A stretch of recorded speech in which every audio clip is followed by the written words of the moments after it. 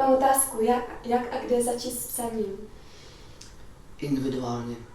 Úplně záleží na tobě, ale je potřeba vymyslet si nebo naplánovat si takové místo a takový čas, který ti úplně vyhovuje, kde si jenom sama se sebou a se svým psaním, nic tě neruší a nic neodvádí tvoji pozornost.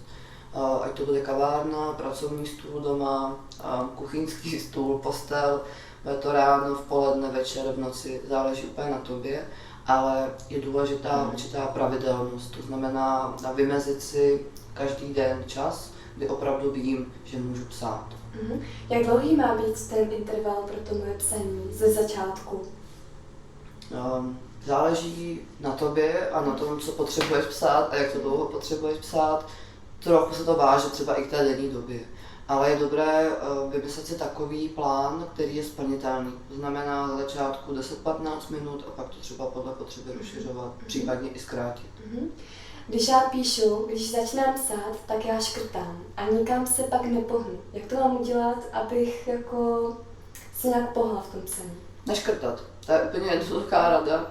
To se stane každému. Ve všem, co budeš psát nebo co budeš vymýšlet, dojdeš do bodu, kde už to dál nejde.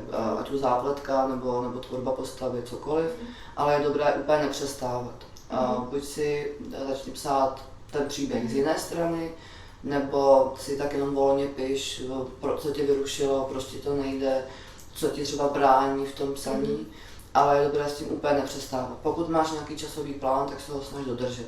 Samozřejmě pokud už jako vytváříš velký příběh a dojde ti inspirace, tak je dobré udělat si pauzu a třeba se projít a zamyslet se vlastně zpětně na tom, jestli taky postav. Myslíš si, že by mi pomohl deník, když nemůžu psát a chci psát? Ano, psát se deníkem, když nemůžu psát, to je výborná věc. Ano, jsou lidé, kteří se vedou deník, to je obrovský zdroj inspirace a i tak jako zpětného náhledu sama na sebe, takže to je dobrá věc založit si deník, ale pokud nemůžeš psát, tak si asi nemůžeš ani psát ten deník, což tak sebou jako docela souvisí.